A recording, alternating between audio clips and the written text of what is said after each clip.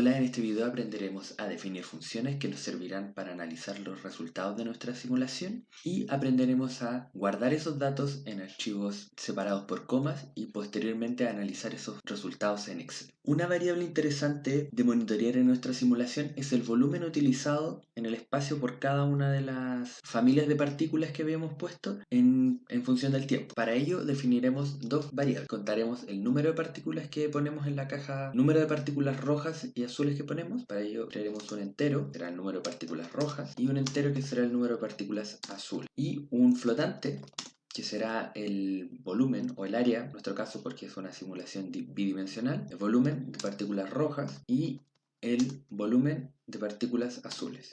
Cuando en Processing definimos funciones, podemos definirlas de distintas formas. Podemos definirlas especificando un tipo de datos que devolverán cuando serán ejecutados, o podemos definir una función que no devuelva nada y solo ejecute un trozo de código en específico. En nuestra función no devolverá nada, solo calculará nuestros volúmenes en cada cuadro, solo calculará los volúmenes cuando las llamemos. Para ello definimos una función como vacía, cuando no devuelve ningún número, por eso utilizamos la palabra void y la llamaremos cal.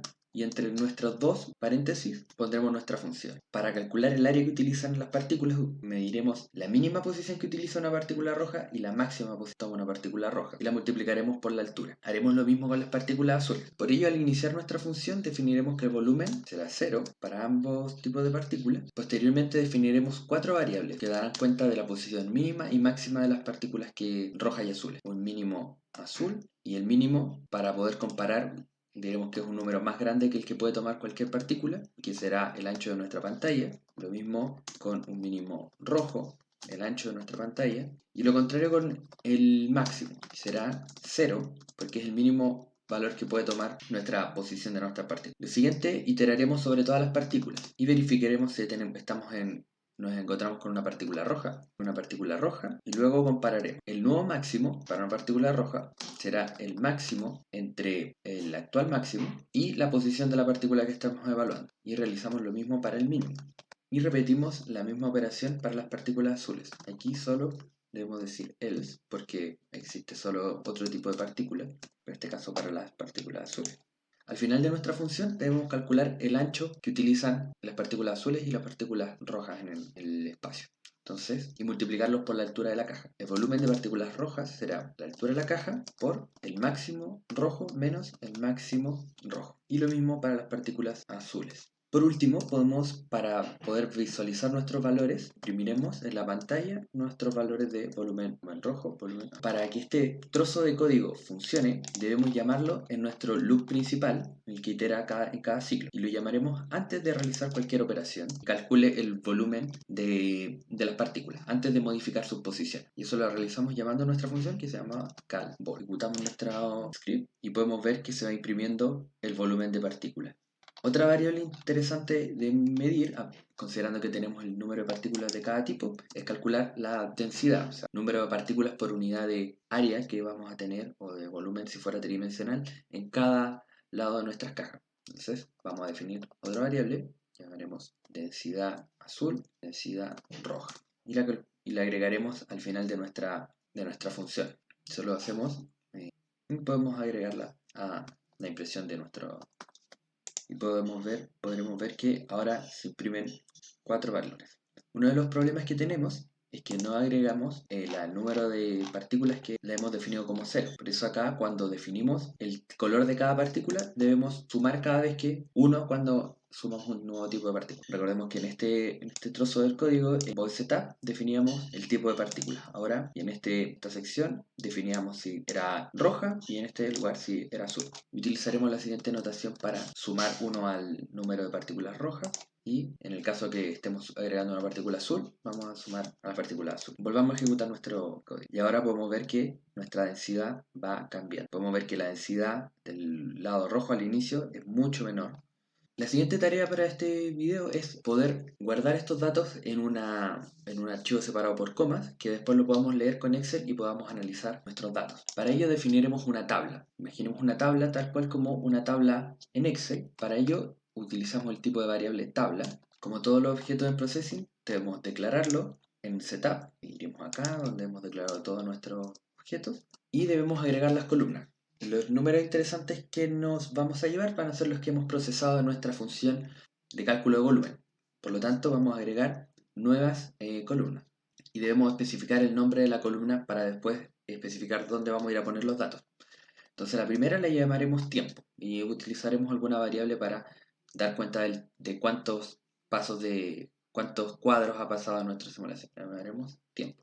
La siguiente le llamaremos volumen rojo y agregaremos una para el volumen azul, para la densidad roja y la densidad azul.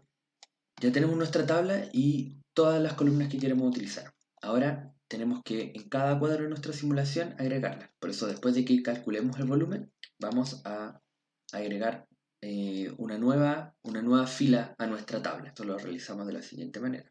Agregamos nuestra nueva fila y ahora en nuestra nueva fila debemos agregar el valor para cada una de nuestras variables. Debemos decir y el tipo de valor que pondremos. El primer valor que pondremos será un entero y utilizaremos la siguiente variable global de processing para poder hacer esto. Se llama frame. Y antes de decir el número, nuestro número, debemos decir en qué columna la pondremos. Recordemos que habíamos dicho que íbamos a ponerla en tiempo. Y hacemos lo mismo para el resto de nuestras variables que queremos agregar. Solo cambiando que recordemos que el tipo de nuestras otras variables era flotante. Por último, debemos decir alguna condición cuando guardemos. Podemos guardar en cada cuadro, pero eso sería computacionalmente muy pesado. Lo otro que podemos hacer es decir que nuestra simulación pare después de que realizamos cierta cantidad de cuadros, o sea, que la variable frameCount llegue a cierto valor. Eso lo hacemos de la siguiente manera, con un if es mayor que, llamemos una nueva variable, que va a ser el número total de cuadros. Debemos definir esta nueva variable global. Digamos que va a ser 1500 cuadros. Entonces, si sucede eso, para guardar nuestros datos tenemos que usar la función, decir nuestra tabla que queremos guardar, tabla, y el lugar donde lo queremos guardar. Crearemos una carpeta que se llame data y que estará en el archivo donde guardemos y estará en el archivo donde estemos trabajando, donde se esté guardando nuestro script, y el nombre de nuestro archivo. Le llamaremos out.csv. Debemos agregar exit para que termine nuestra simulación cuando sea mayor a 1500.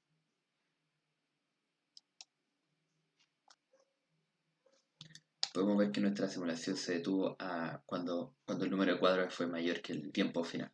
Ahora podemos buscar nuestros datos en la carpeta Processing, que debería estar en carpeta Mis documentos, Processing, el nombre de nuestro script, que nosotros le hemos llamado gas ideal partícula, y hemos creado una carpeta que se llama Data, y podemos abrir nuestros datos. Podemos abrirla con Excel. En cada fila de nuestro Excel tendremos un set de datos, donde tenemos el tiempo, el volumen rojo, volumen azul, la densidad roja y la densidad azul. Para poder separar estas columnas, tenemos que seleccionar la columna A donde están todos nuestros datos, ir a Data, transformar texto a columnas con la opción que está acá, y nos abrirá este asistente. Y en este lugar debemos decir que nuestros datos tienen un delimitador conocido, apretar siguiente, y decir cuál va a ser el tipo de delimitador. En nuestro caso son comas, y podemos ver que reconoce rápidamente nuestras columnas. Y aquí apretamos fin. Y tenemos todos nuestros datos. Ahora podemos graficar los volúmenes en el tiempo. Para ello seleccionamos la función tiempo, la columna tiempo, y podemos seleccionar apretando el botón control, la columna B donde está el volumen rojo y la columna C donde está el volumen azul. Para insertar un gráfico vamos a insertar y utilizamos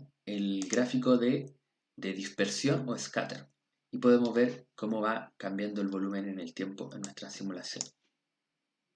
Para graficar las densidades podemos seleccionar la columna tiempo, que para que sea nuestra eje horizontal del gráfico, y las columnas D y E.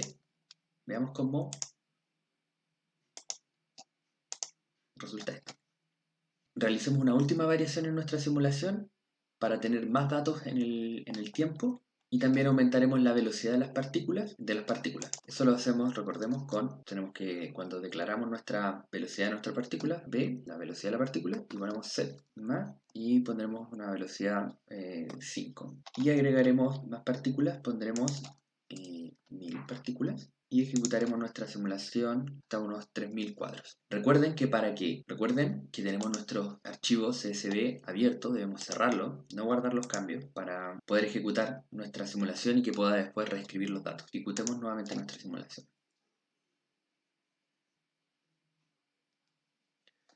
Nuestra simulación está lista, revisemos nuestros datos.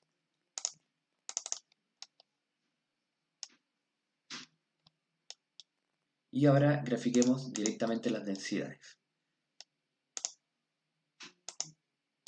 Y podemos observar que tenemos una simulación un poco más interesante ahora. Vamos a cambiar los colores para que podamos hacer referencia a nuestra simulación. Podemos ver que la densidad va oscilando porque el volumen que utilizan cada una de las partículas va cambiando en el tiempo a medida que se va moviendo la muralla. Y podemos observar que lentamente el sistema tiende a un equilibrio, a una densidad de equilibrio.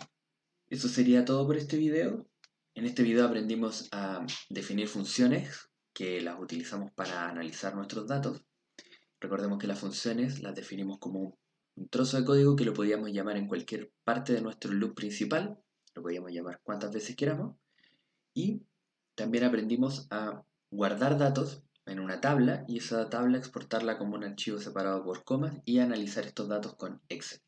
Existen muchas variaciones de lo que podemos hacer con nuestra simulación y el volumen y densidades de equilibrio que podrían alcanzar en función de las variaciones que realicemos. Una variación interesante sería dejar la misma proporción de partículas rojas y azules, pero aumentar la velocidad de las partículas rojas que están en menor cantidad. Eso cambiaría los volúmenes de equilibrio, por lo tanto, las densidades de equilibrio. Cambien el código de nuestra simulación para poder realizar eso. Saludos y nos vemos en el próximo video.